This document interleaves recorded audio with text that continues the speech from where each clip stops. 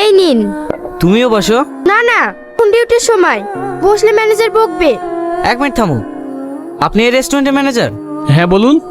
আচ্ছা, আপনারা সালমাকে কত টাকা বেতন দেন? কেন 8,000 টাকা? এই নিন, আমি যখন যখন আসবো সালমা আমার সাথে বসে থাকবে। তুই পাগল নাকি? হ্যাঁ, তোমার প্রেমে। কি আপনি কি বলছেন? হ্যাঁ, আমি ঠিকই বলছি। আমি সত্যি তোমাকে অনেক ভালোবেসে ফেলেছি।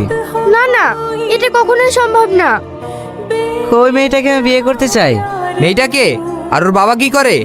মেয়েটার নাম সালমা। ওর বাবা মারা গেছে। ও একটা রেস্টুরেন্টে ওয়েটারে কাজ করে। কি?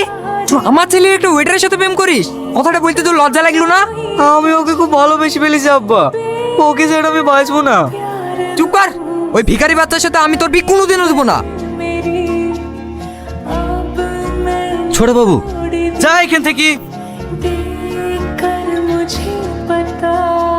কিরে, কাজ হইলো? না সাহেব, ছোট বাবু সামনে চলে এসেছিল।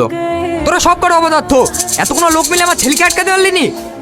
আর একটা সুযোগ দেন সাহেব, এবার কাজ হয়ে যাবে। ঠিক আছে, এবার যেন মিস না হয়। কাকে মারার প্ল্যান করছো তুমি? নিজের মেয়েকে? নিজের মেয়ে মানে? তাহলে শোনো,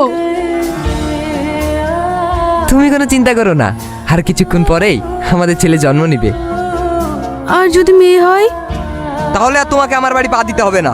নিজের মেয়েকে নিয়ে সোজা বাপের বাড়ি চলে যাবে। পেশেন্টের কাছে এখন বেশি লোক থাকবেন না, নাহলে স্যার এসে বকাবকি করবে। ঠিক আছে, আমি এখন অফিস গেলাম। যদি ছেলে মুখ দেখাতে পারো তাহলে ডাকবে। সেটা তো আমাদের কোনো ছেলে সন্তান জন্ম নেয়নি, মেয়ে হয়েছিল। আর সে মেয়ে ওই সালমা। কি? সালমা আমাদের নেই? ওরা জানতে পারলে অনেক কষ্ট পাবে।